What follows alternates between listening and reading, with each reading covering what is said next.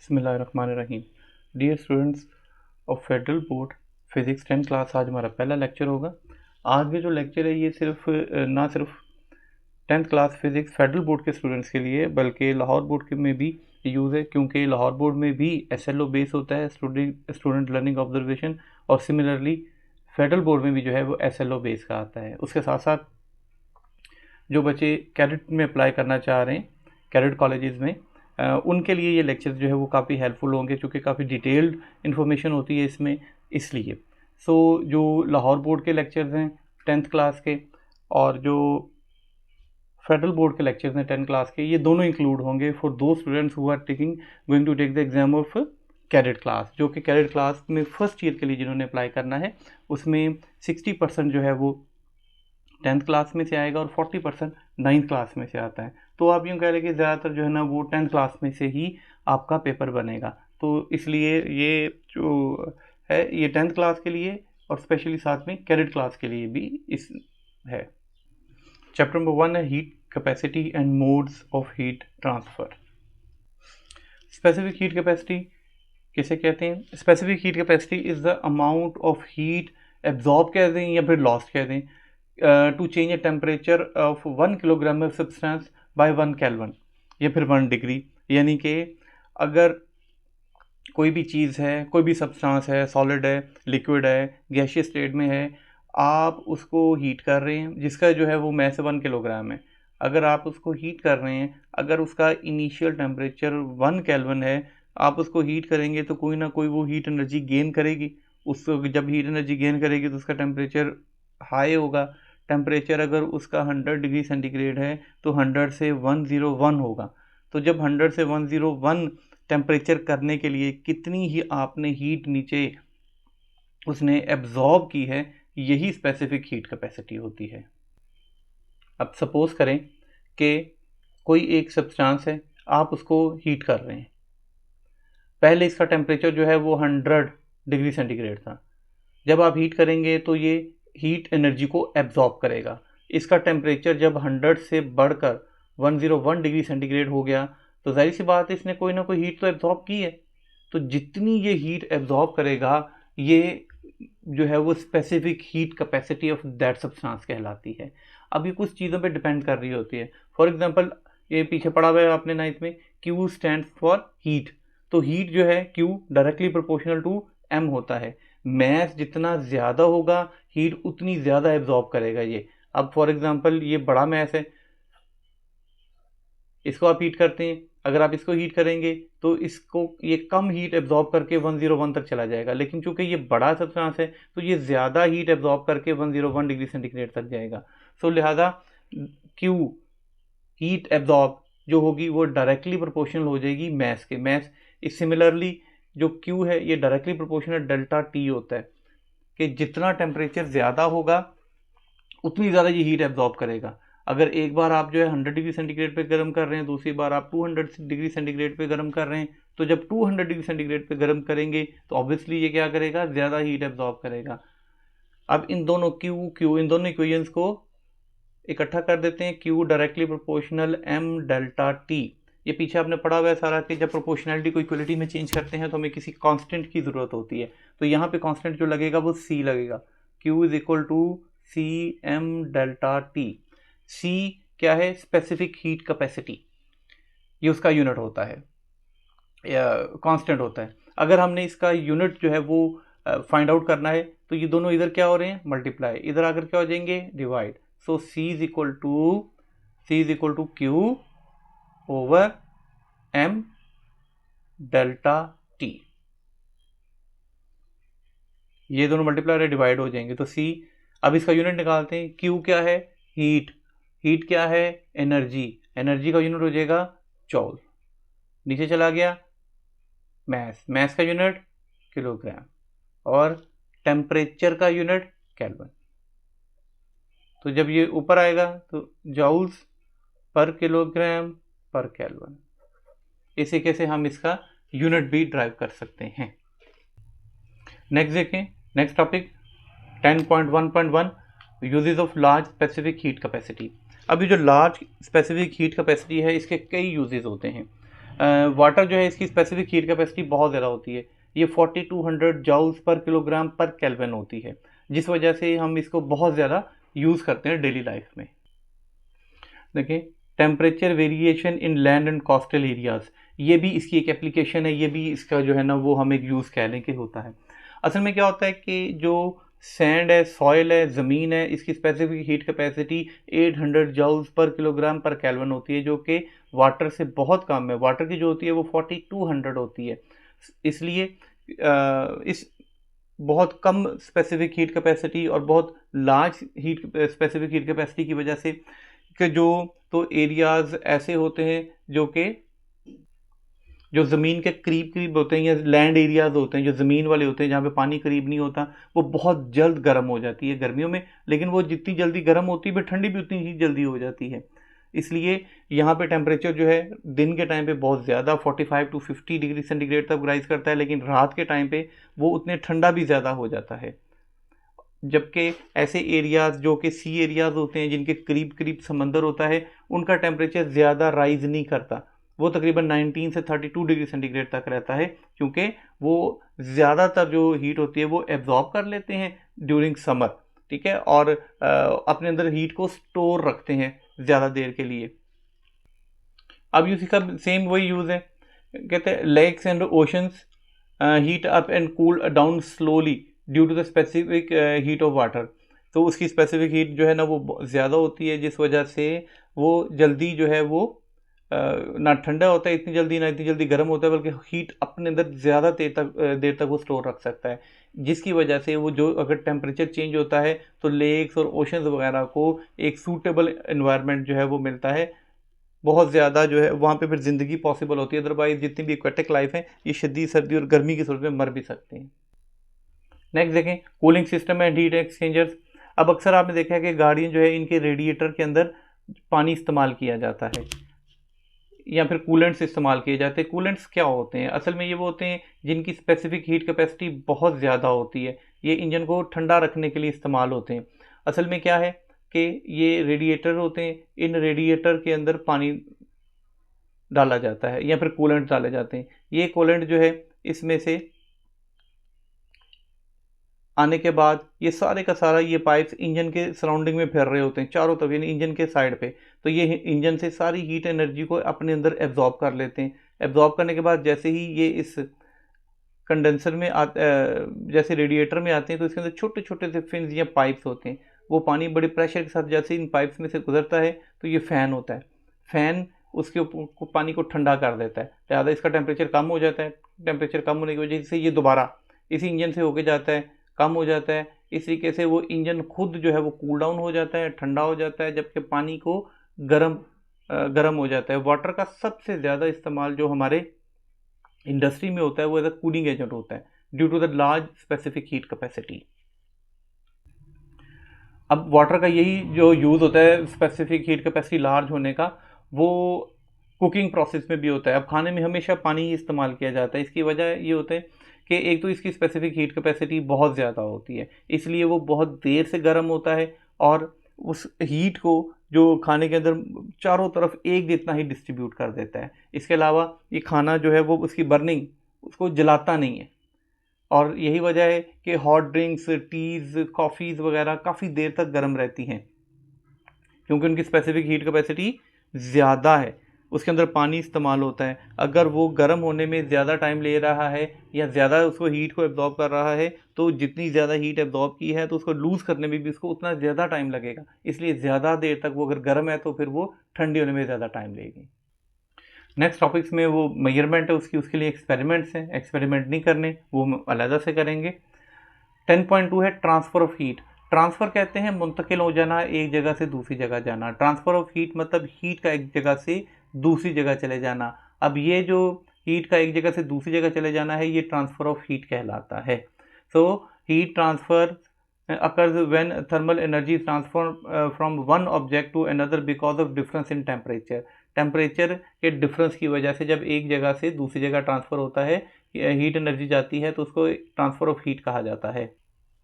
Suppose करें कि ये एक लोहे का रॉड है जो कि रेड हॉट है, बिल्कुल सुर्ख गर्म है।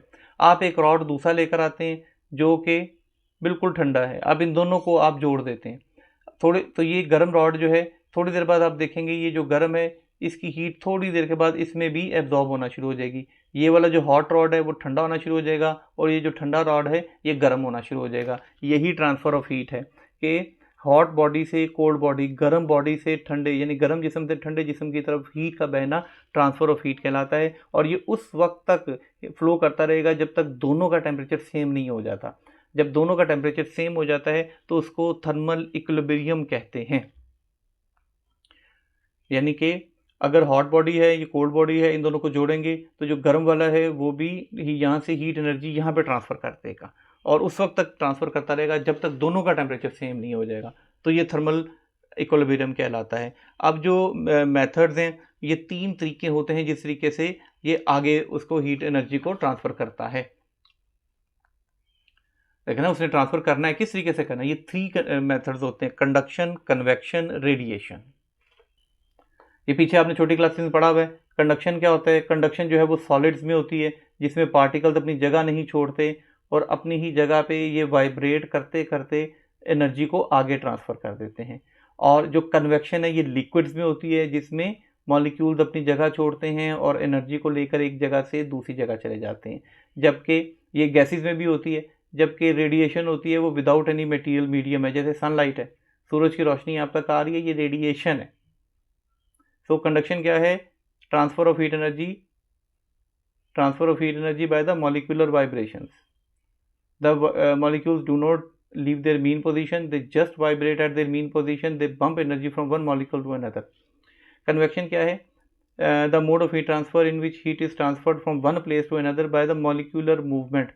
Molecules by themselves they take energy from one place to another, खुद लेके जा रहे होते हैं।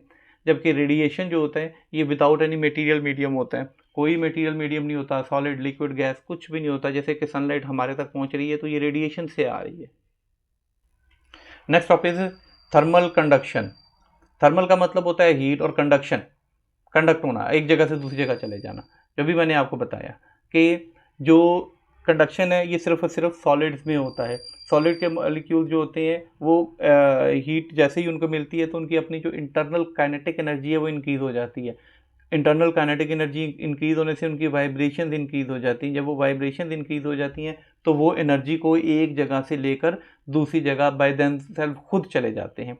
अब यही वजह है कि जितने कुकिंग यूटेंसिल्स वगैरह होते हैं ये सारे के सारे खाने के बर्तन ये बनाए जाते हैं हमारे पास अच्छे मेटल्स के, चूँकि उसके लिए ज़रूरी है, कंडक्शन के लिए ज़रूरी है कि मॉलिक्यूल्स जो है उनके ऊपर मूव कर सकें ना, अपनी जगह पर वाइब्रेट करके उसके अंदर से गुजर सकें।